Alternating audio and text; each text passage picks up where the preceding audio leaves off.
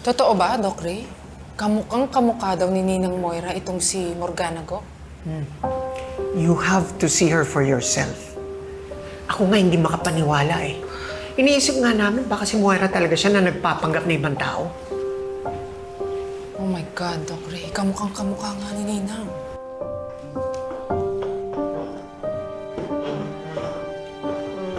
You agreed to this interview. Am I right, Miss Morgana? Shoot. I mean, yes.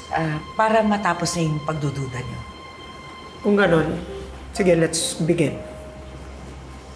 Kung ikaw nga si Morgana Go, magkwento ka nga tungkol sa buhay mo.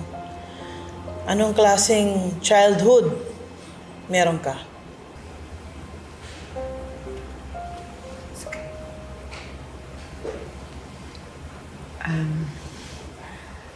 Ang maalala ko lang, lumaki kasi ako sa farm.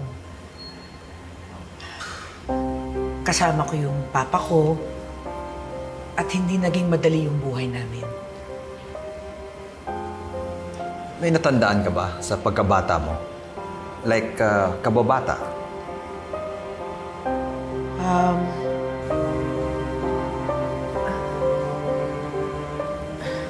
Wala akong maalala, Your Honor. Hindi kami nakikipagbiruan, Miss Go. Kayo naman, masyado naman kayong seryoso. Pinapalahitin ko lang yung usapan. Wala akong masyadong maalala kasi bata pa ako noon. So, kung ikaw nga si Morgana Go, saan ka nag-elementary? Saan ka nag-high school? Hindi po ako sa pangkaraniwan na paaralan nag-aral. Homeschooled po ako. Miss Go, would you please tell us the name of your homeschool provider? Hindi ko na po maalala eh. Basta ang naalala ko, tinuruan ako ni Teacher Juveline. Wala ka maalala? Wala ka talagang maalala kahit ano? Talaga? O wala kang maalala kasi hindi ikaw si Morgana Go? Ha? Ako si Morgana Go, lumaki ako sa farm, mahirap lang kami, si Teacher Juveline na Paulit-ulit, alam ko na yan!